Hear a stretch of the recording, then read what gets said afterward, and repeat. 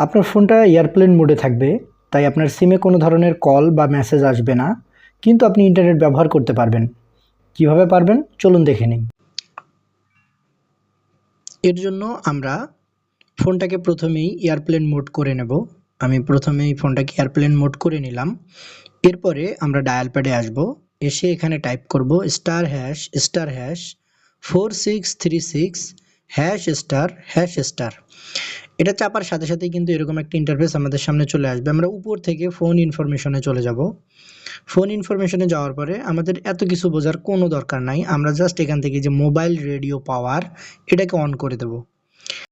তো এবার আমরা চলে আসবো গুগলে, এসে একটু ইউটিউব সার্চ করি, দেখি যে ইউটিউব চলে আসছে। এবার আমরা ইউটিউবে প্রবেশ করব। আমি কিন্তু ইউটিউব চালাতে পারতেছি। সো আপনি দেখতে পাচ্তেছেন যে আমার ফোনটা এয়ারপ্লেন মোডে আছে, কিন্তু আমরা কিন্তু এখন ইন্টারনেট কানেকশন চালাতে পারতেছি। আশা করছি ভিডিওটা উপকারে এসেছে। উপকারে আসলে আপনাদের বন্ধুদের সাথে অবশ্যই শেয়ার করে দেবেন।